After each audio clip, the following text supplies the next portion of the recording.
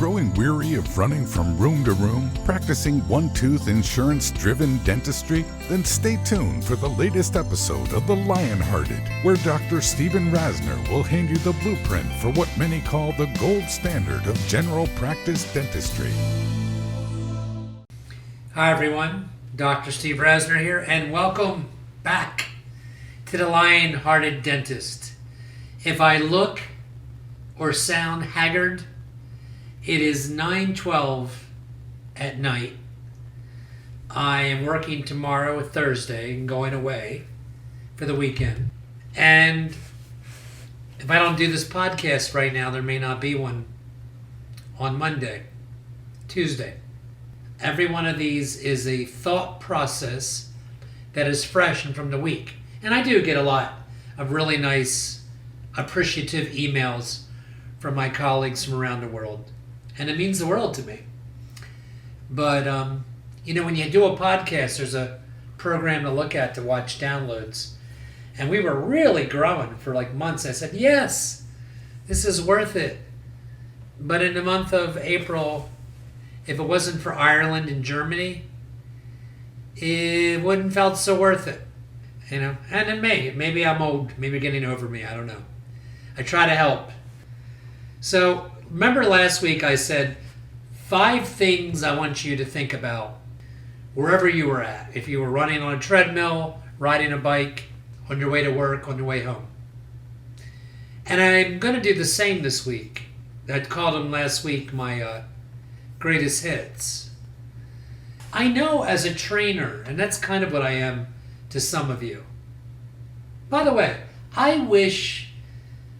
the reason I don't come up here and show you more literal, clinical techniques, particularly, one is because I have a great emphasis on surgery in my practice, and I don't know whether all of you obviously have an equal interest in that. So that's one reason. The second is it will require me to stay in my office even longer. So that's why I focus on the other things. You better believe that I love clinical dentistry, or I wouldn't be a dentist. I would, a lot of my colleagues that I graduated with are entrepreneurs. They own multiple practices, have huge net worths, far greater than mine. Do you understand it's not the essence of the Lionhearted Dentist? If you're tuning in to acquire millions and millions, tens of millions of dollars, there's far better ways to spend your time. I've said it before, and I'm going to say it right now. You can make handsome money setting up your practice the way I've set mine up. And I've proven without the shadow of a doubt that if you can do it in the area of the United States I'm in, I am positive you can do it in any area in the United States or whatever country you're in. It really just requires a tremendous amount of determination, not to give up. Really, think about it. I worked today. My day started this morning at around 6 o'clock. Not working, but getting up. And between now up to doing this podcast, I was doing office and practice related things. And I've never said this was easy. But think about it for a minute. Those of you that connect with me, and I know many of you do. So what? We do it 4 days a week? A lot of people would love to have that job. And I work 9 to 4:30, maybe 5, but for whatever reason, I'll tell you what the reason is. We had such an influx in the month of April of astonishing case acceptance that it almost overwhelmed me for the first time in my career. I feel like I'm on a telephone call with one of my friends. And, it's one thing that people said yes. Well, guess what? I have to do the overriding majority of all the clinical work. Certainly the heavy load stuff revolving around surgery. And it is a bit exhausting right now. I've never remembered it quite like this, to be honest with you. And look, I'll change. I'll adapt. That is part of being a lion and a lion-hearted. Seriously. If it kept up like this, and I'm not sure it will, then I find myself already entertaining the thought of hiring somebody to help me in addition to who I have. But in my particular case, I'm thinking specialist, periodontist. If I could get an oral surgeon a day a week. I mean, I need somebody who's got very progressive skills that can grow bone, sinus lifts, things like this. So I know that's not what you tuned in for. I guess I tell you that because I want you to feel the reality that I am in, your world. And by the way, you want to know how much I'm in your world? Yesterday, I heard my front desk person that has been with me for 3 years, basically uninvited patient to come to me. She didn't know I was listening. I heard on the telephone this. Well, Mrs. Such and Such, we're out of network, and if you look on your insurance card, there'll be a number you can call, etc., etc., etc. I thought it was April 1st and this was a joke. This is my office. And I'm only telling you that based on the last line I just gave you, because even in a banner year that I'm having, setting records all over the place, and everybody, as recently as 4 weeks ago, certainly seemed on the Lionhearted train, which means you bring it every day, man. You got to bring your A game. It's only for 4 days a week. We don't work weekends. We don't work nights. Now, I did do that, so don't beat yourself up if that's where you're at in your career right now, because you have to let your community know in the beginning that you exist. And that often means being open when other colleagues are not open. That's what I did. And that's what I would do today if I had to for a couple years. I think Saturdays are really on fragile grounds with my philosophy, because on a beautiful Saturday, you're going to get a no-show. And maybe not if you were paid up front. Because back in the day that I did do Saturdays, I wasn't paid up front. So that's a big, big deal. Do you hear how I tie all these Lion principles together? I mean, I hope you get that everything I tell you is exactly what I do. It's not a philosophy or a theory. I mean, it is real. So, getting up paid up front. We've had a podcast on that. It's everything. But I really believe that less than, I can't even give it a percent. I know it's way less than 1% of you even attempt to do that or many other things I do. So I really feel the need to come on sometimes, like your coach at the gym, and reiterate to you what it is you need to be thinking about. That's why I did what I did last week. I've said this before, but it's worth you hearing, that the major deterrent on the growth of your business is you. You're the major deterrent. And what deters you are the fears, the limits, and the stories that you keep telling yourself if you wake up at 3 in the morning like I do, as to why you aren't where you need to be. Because you have to break it, because you can break it. Do you possibly think, unless I'm a bold-faced liar, that I'm the only one that could be doing this?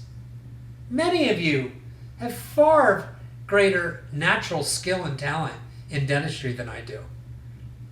And many of you have outstanding personalities, and you can always improve that. What I mean by that, if you're shy, you can work on being, as Dale Carnegie used to say, the power of influence people, making people like you. That is a learnable thing. But I don't think that's what stops you.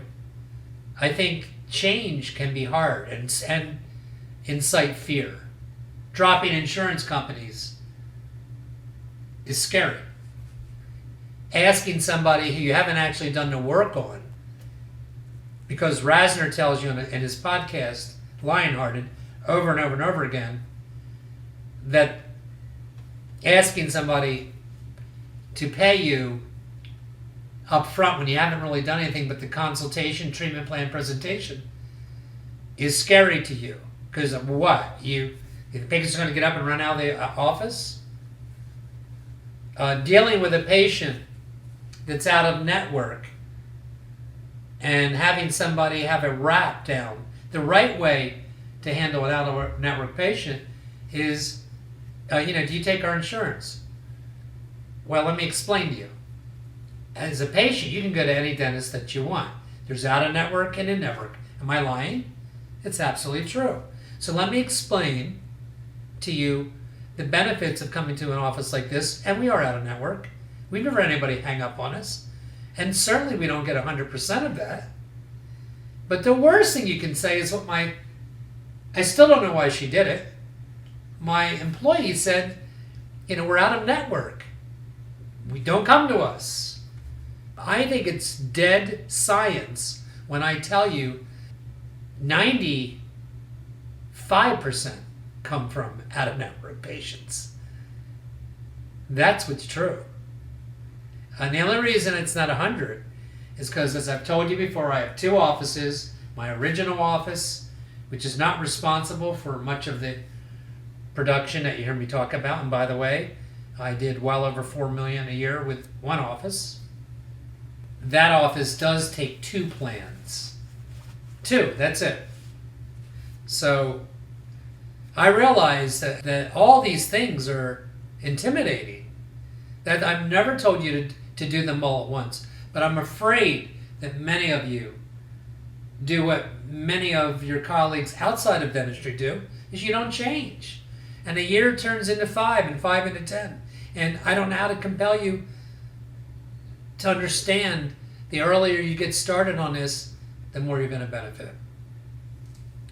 So I want to reiterate a few things that I spoke about in some of recent podcasts, but I don't know that I made it crystal clear. I might have just touched on it. Remember I told you to slow down, and I told you that would scare some of you.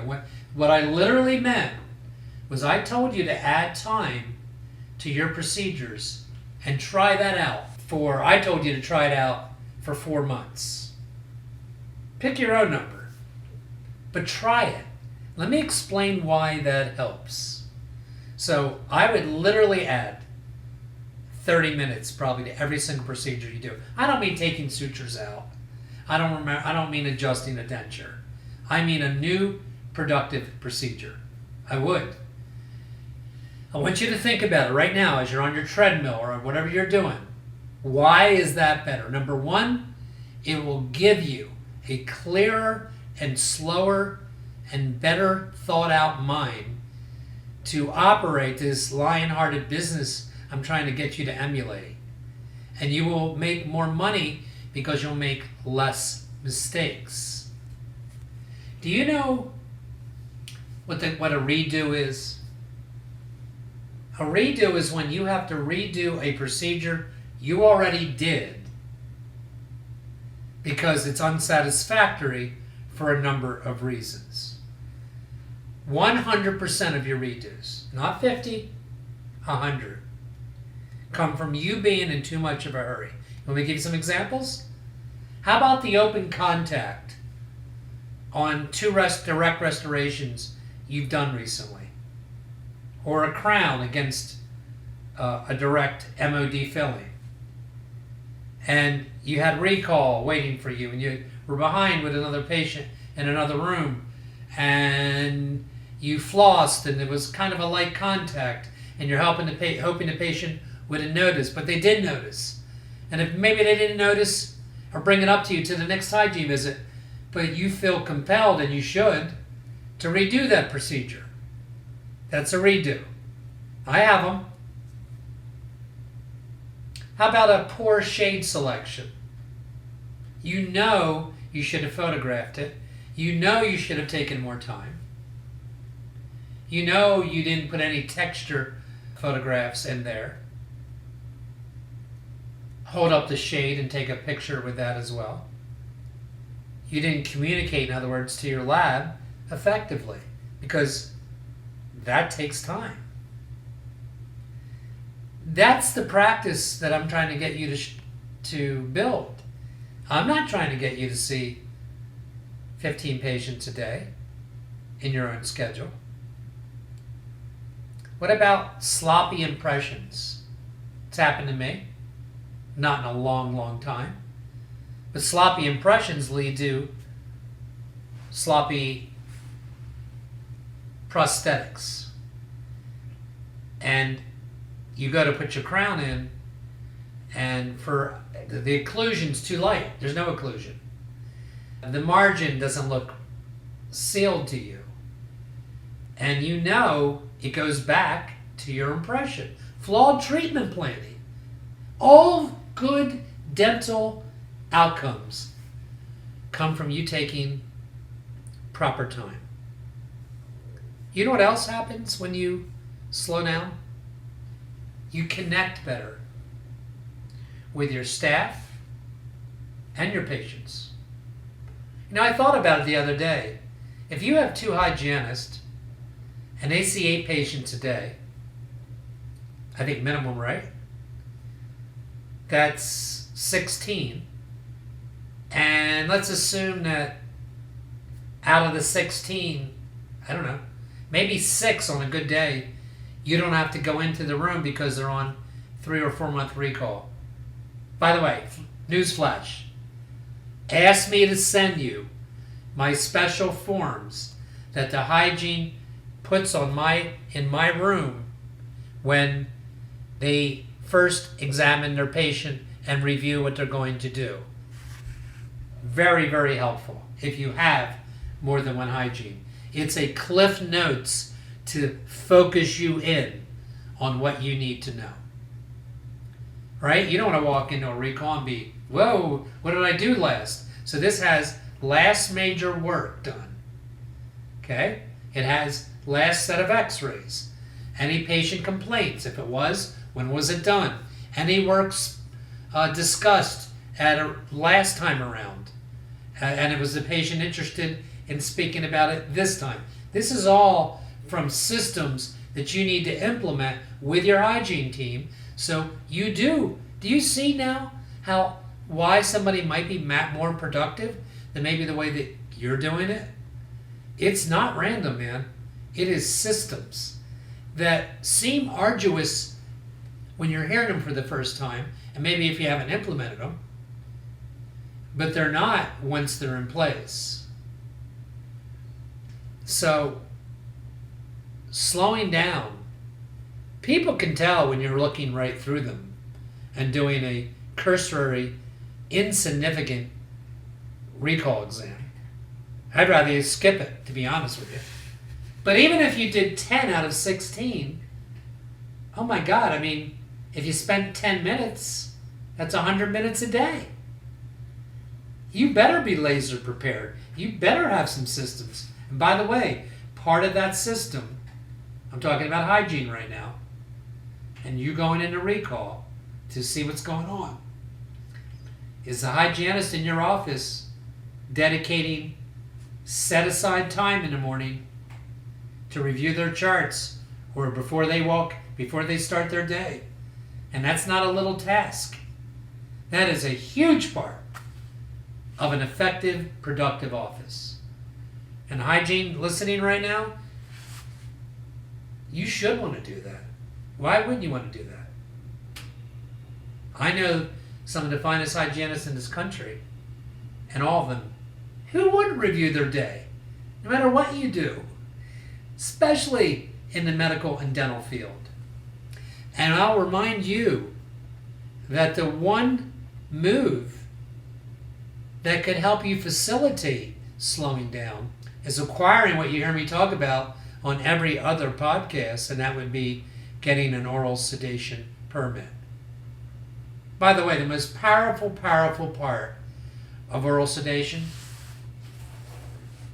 if I haven't made it clear already, and if you want my protocol, if you're tuning in for the first time ever, then write to me and ask for it, because I have it all blogged out. The most powerful part of oral sedation is that the patients that you're successful on, which is all of them, tell everyone.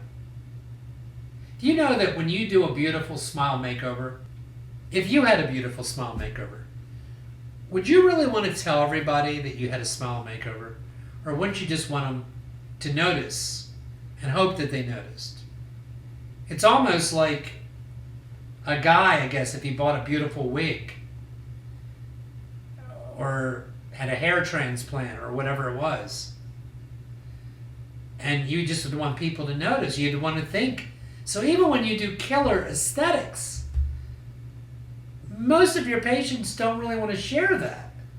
Maybe, of course, with their immediate family, and I mean their immediate family, but when you sedate people, everybody knows somebody who hates the dentist. And guess what? I've said this before and I'll say it again. Remember, these are me retraining you, focusing lately on the things I think will push you the quickest, accelerate you to success quicker. Remember, you are as good as I am, and I've done it for 25 years, the first time you do it. Because the medication's what's producing the result. It's just one of the rare things in life that's too good to be true, but it is. They tell everyone. And while we're on marketing, I'll tell you something funny that happened today. It happens a lot to me, but it happened today to the point of kind of extra funny. So a new patient comes in. This has happened four hours ago. New patient comes in, chief complaint, broke off her bridge from 2 to 5. Okay? Has most of her other teeth. In any other person, she would be an implant candidate for me. By the way, just like I always tell you, was sitting there, her husband was in the corner. This was 2:30, 3 o'clock in the afternoon. When it did it, and I walked into her and I said, what I always tell you, I said, so, hey, how did you find me? She goes, really? Like it was a joke, like I'm everywhere. Because I am everywhere. How you market has everything to do with where you're located. You cannot market the same if you're in a major city in the United States or another country than if you can in a rural area, because it's not affordable. I market in the throwaway, and I would do that if I was in a city, in the throwaway free local newspapers or community newspapers. Why do I do that? Because it's affordable. You can't afford to put something in the New York Post. I mean, I know there's dental implant ads in there. From my Lionhearted experience, I've overpaid many times, and it was usually connected with a big city investment. Example, I went on ESPN. I paid $20,000 to be on for 1 month, one time a day. And I got one patient. It did not pay for itself, trust me. It's true. I went in a major magazine in Philadelphia called Philadelphia Magazine. All the major cities have it. Atlanta, Chicago, LA. You all have the same magazine. Another 20 grand. Nada. Spent $50,000 once on a television commercial.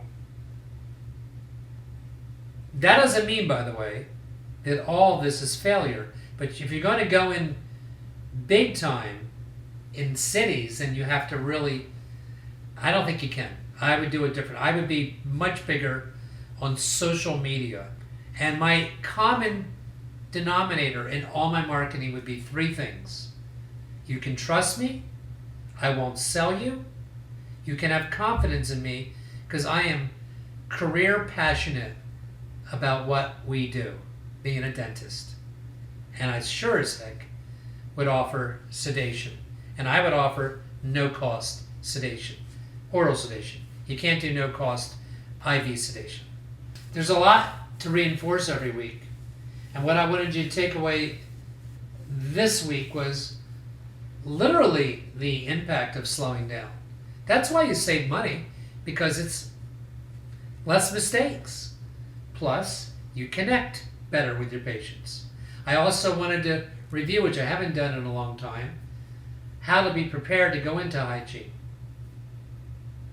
So you can maximize, because you can't spend 20 minutes, a half an hour in hygiene. Of course you can't. So you have to have systems. So ask me for my system if you'd like, and modify it for your own self. Gosh, there's so much to talk about. There is. I guess that's why I keep doing these. And then I spoke briefly today, this week, about what is your marketing approach. Mine is I'm on the radio 5 times a day for 1 minute. I sponsor the weather.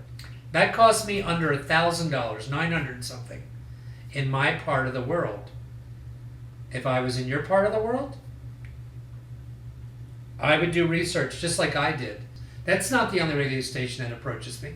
I've tried other stations, and I wouldn't even be talking about this if it didn't give me an enormous ROI, return on my investment. Enormous. So reach out to me. Marketing is not, we're past the point where should we market or not. Yes, you do have to market, and you have to market the right thing. Nobody cares, at least not in the Lionhearted camp. Nobody cares how low your fees are. Nobody cares even if you're convenient. That's not the message I send. I want people to trust you. I want people to look at your advertising and know that you're the one to go to, because you're not going to jam something down their throat. Whether it's sleep devices, don't get me wrong, my friends that do sleep devices, that's fine if you're completely competent and you spent the time invested in that particular science. Now, I want you to do a diligent 5-part exam, as I've talked about in other podcasts, and base your recommendations on the protocols I've shared with you earlier. Hope this helped, guys. Reach out to me, please. Tell me what you want to hear, and for any things I offered you this week. See you next week on The Lionhearted.